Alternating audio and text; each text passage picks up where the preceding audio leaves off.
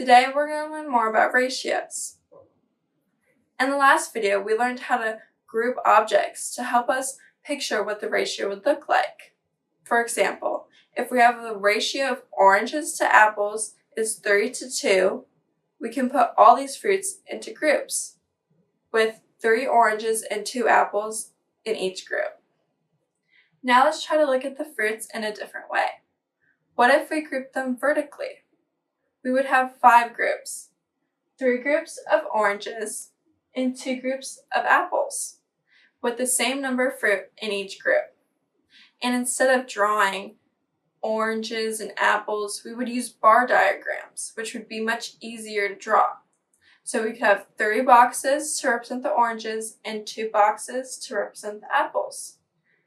Now we can easily see the relationships that we talked about earlier. The number of apples equals to 2/3 the number of oranges, and the number of apples also being 2/5 the total number of fruit. Now let's use bar diagrams to help us solve more ratio problems.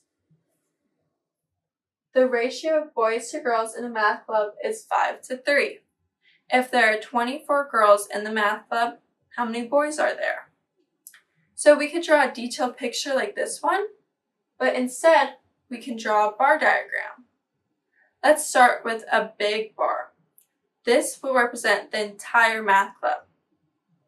Now we can divide the bar into 8 parts, 5 of them representing the boys and 3 of them representing the girls, with each box having the same number of students.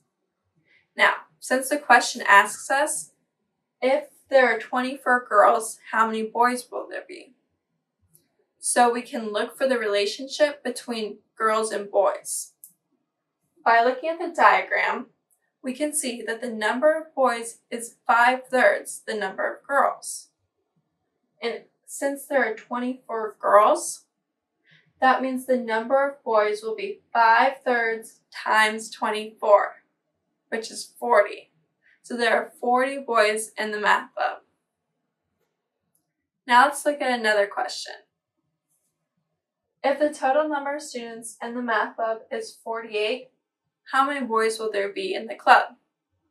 So since we have the same ratio, we can keep the same diagram. But now we're going to be looking for the relationship between the number of boys and the total number of students. Let's look at the diagram. The number of boys is 5/8 of the total number of students.